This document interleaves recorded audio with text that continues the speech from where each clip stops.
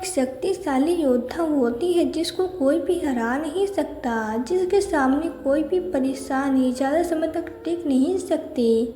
यह कहानी एक ऐसी ही बहादुर और गरीब माँ की कहानी है जो एक पहाड़ी क्षेत्र में बसी एक छोटे से गांव में रहती थी, जिसका नाम जया था।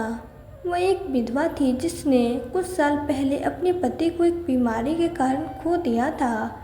तब से वो अपने दो छोटू बच्चों रवि और सीता को बड़े संघर्ष के साथ पाल रही थी। जया फूस की छत वाले एक छोटे से मिट्टी के घर में रहती थी। दीवारें गिर रही थी और बरसात के दिनों में छत टपकने लगती थी। उसके पास कोई स्थिर आय भी नहीं थी और उसे जीवन यापन करने के लिए अनेक कामों पर निर्भर रहना पड़ता था।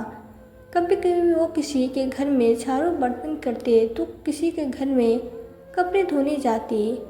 अपनी कठिनाइयों के बावजूद जया अपने बच्चों के बेहतर भविष्य के लिए बहुत मेहनत करती थी और ऐसा करने के लिए जो भी करना पड़े वो करने को तैयार थी। जया रोज सुबह जल्दी उठकर अपने बच्चों के लिए नाश्ता बनाती थी। स्कूल जाने से पहले वे चावल और दाल का सादा भोजन करते थे। जया तब दिन के लिए काम खोजने के लिए निकल पड़ती। किसी दिन वो भाग्यशाली होती और उसे काम मिल जाता, जबकि अन्य दिनों वो खाली हाथ घर लौट आती। एक दिन जया ने पास की एक बुनाई फैक्ट्री के बारे में सुना जो श्रमिकों को काम पर रख रही थी। उसने नौकरी के लिए आवेदन करने का फैसला किया और जब उसे काम पर रखा गया तो वो बहुत खुश हो गई। यह एक आसान काम नहीं था, लेकिन अच्छे पैसे के लिए वो इस काम को करने के लिए तैयार हो गई। जया सुबह जल्दी ही उठ जाती और बुनाई के कारखानों में देर तक काम करती। वो थकी हारी घर आती थी, लेकिन अपने परिवार की ज़रूरतों को पूरा करने वाली नौकरी पाकर खुश थी। माया ने एक एक पैसा बचाया और एक दिन अपने बच्चों को बेहतर जीवन देने में सक्षम होने का सपना देखा। एक दिन कोविड-19 के चलते लॉकडाउन लगने की वजह से बुनाई का कारखाना बंद हो गया और जया नौकरी से बाहर हो गई, लेकिन वो जानती थी कि उसे अपने बच्चों की खातिर लड़ते रहना हो गया। जया ने एक बार फिर काम की तलाश की, लेकिन छोटे से गांव में नौकरियां कम थी। उसने गांव छोड़कर काम की तलाश में शहर जाने के बारे में सोचा।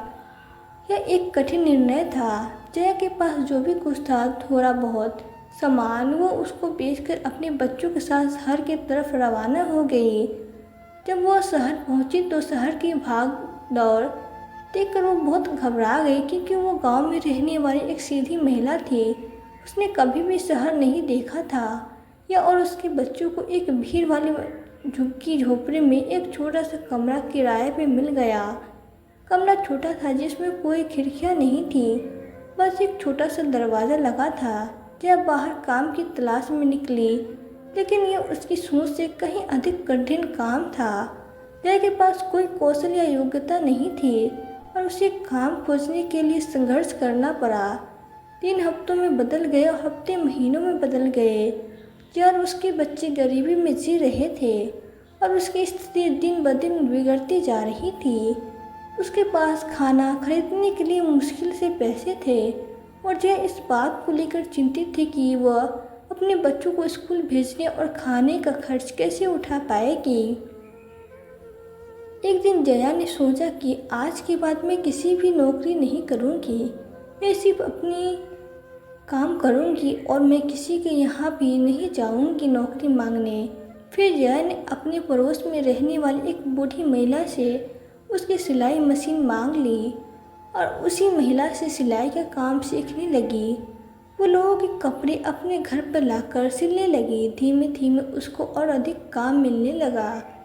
वो कम रेट पर और बहुत मेहनत से अच्छी सिलाई करके देने लगी, जिससे लोगों का भरोसा बढ़ने लगा और लोगों ने उसको बहुत अधिक काम दिया। धीरे धीरे उसने एक मशीन से कई मशीन खरीद ली। अब उसकी आमदनी अच्छी होने लगी थी। फिर जया ने अपने बच्चों का एडमिशन अच्छे स्कूल में करवा दिया। धीमे धीमे उसने अपने खुद का मकान खरीद लिया और सिलाई के स्टोर डालने शुरू कर दिए।